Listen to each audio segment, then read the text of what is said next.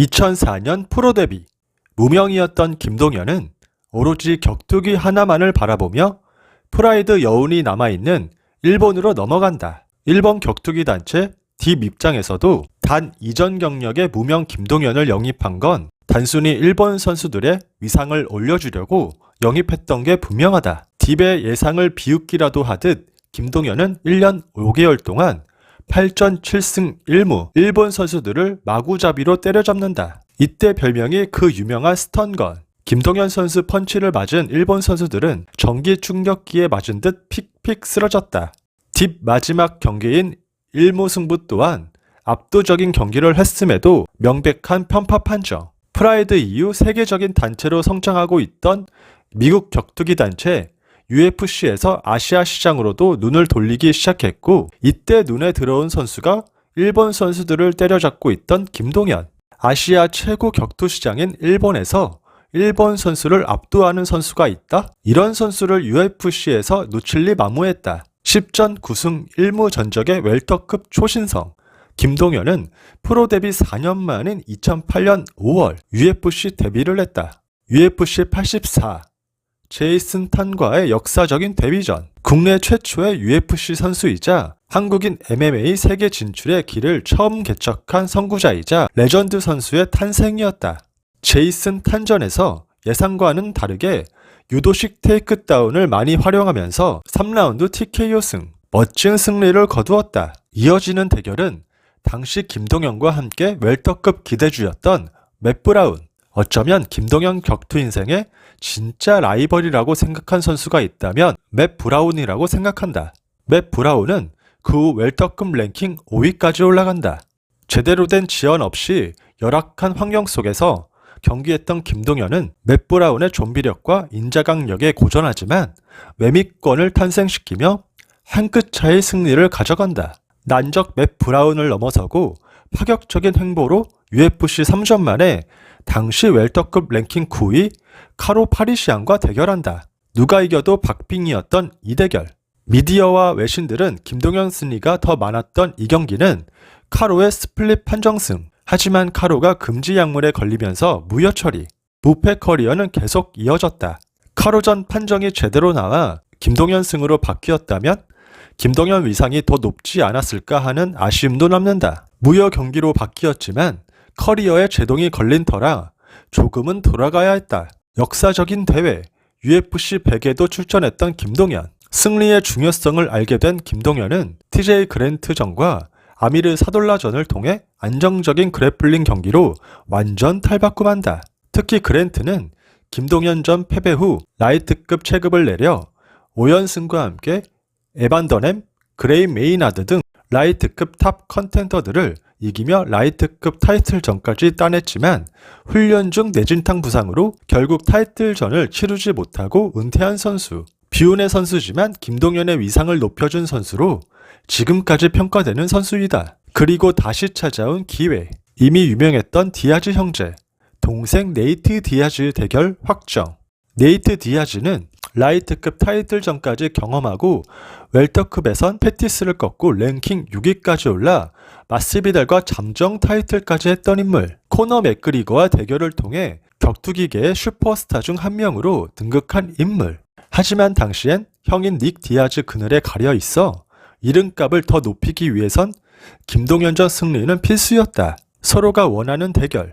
김동현은 디아즈 좀비 복싱에 휘말리지 않고 침착하게 2라운드를 따내고 체력이 빠진 3라운드는 고전했지만 무난한 승리를 가져간다. 이때 김동현 전적은 16전 14승 1무 1무효 무패 선수였다. 현재 웰터급 젊은 강자들과도 뒤지지 않는 전적이었다. 드디어 만난 운명의 상대, 웰터급 강자 카를로스 콘딧. 당시엔 GSP가 이미 웰터급을 정리할 때라 마땅한 도전자가 없는 상황에서 콘딧 대 김동현 대결은 타이틀 결정전 경기였다. 콘딧의 디펜스 약점으로 김동현이 우세할 거라는 평가도 많았지만 콘딧이 펜스를 잡는 아쉬운 상황에서 눌러놓지 못했고 콘딧의 변칙 공격에 그대로 경기는 끝. 많은 김동현 팬들이 충격받은 경기가 아닐까 싶다. 콘딧은 그 다음 바로 닉 디아즈와 잠정 타이틀전을 했으며 생피에르와 타이틀전 하기도 했다. 패배는 뼈아팠고 반드시 승리가 필요. 션 피어슨전 상승한 타격 능력을 보여주며 반등의 성공. 미들급 타이틀 전까지 했던 체급을 내린 데미안 마이야와 경기한다. 마이야는 웰터급에서 자리 잡기 위해 반드시 필요한 경기였고 김동현에게도 반등을 위해 필요한 경기.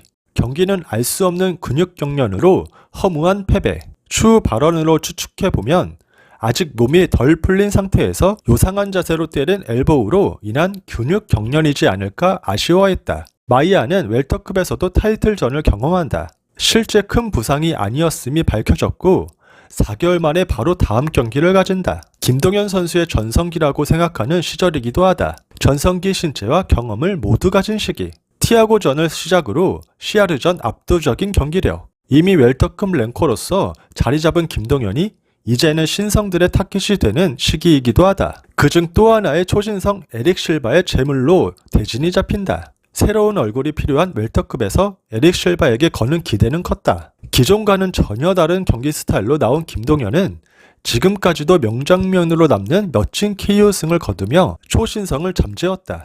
3연승으로 앞선 패배들을 만회한 김동현은 아시아 대회에서 첫 메인 이벤트를 장식, 엄청난 백스핀 엘보우 승으로 데이나에게 확실한 눈도장, 4연승, 성공적인 메인 이벤터가 됨. 웰터급 랭킹 12위에 오른 김동현은 6위 롬바드와 대결 예정이었지만 부상 이탈, 4위 우들리와 코메인 이벤트로 대결, 여담이지만 4연승에 2번 연속 멋진 KO를 거둔 김동현에게 데이나가 우들리마저 이기면 타이틀전을 약속했다고 한다. 우들리전 작전은 우들리가 수비형 카운터 자비인 점을 이용해 원거리 공격 위주의 포인트를 따내는 작전이었지만 김동현은 아시아에서 열리는 대회를 살리고 싶고 다시 한번 인상적인 KO승을 거두고 싶은 욕심에 작전과는 다르게 페이스를 올려 들이대는 경기를 펼쳤다고 했다. 사실상 마지막 기회였던 우들리전.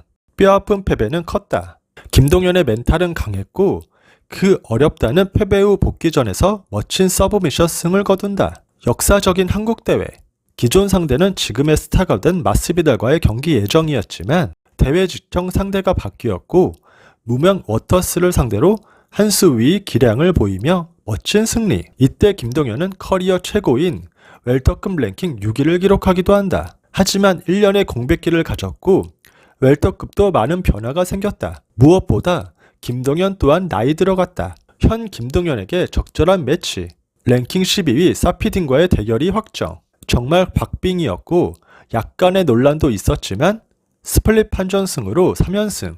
UFC 한국인 최다승을 기록. 이와 동시에 아쉬운 경기력으로 웰터급 초신성들에게 구애를 받는다. 우스만, 코빙턴 등 결국 3연승의 랭커였음에도 당시 무명이었던 코빙턴과 대결 확정. 김동현의 마지막 경기가 된다.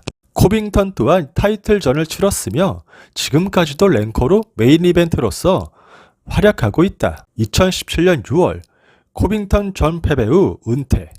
커리어를 마감한다. 커리어상 타이틀전 및 랭커에 들었던 선수들이 무려 10명. 5명의 선수를 이겼던 김동현. 여전히 깨지지 않는 UFC 최다승과 웰터급 6위는 대한민국 역사에 남을 최고의 레전드 중 한 명임이 분명하다.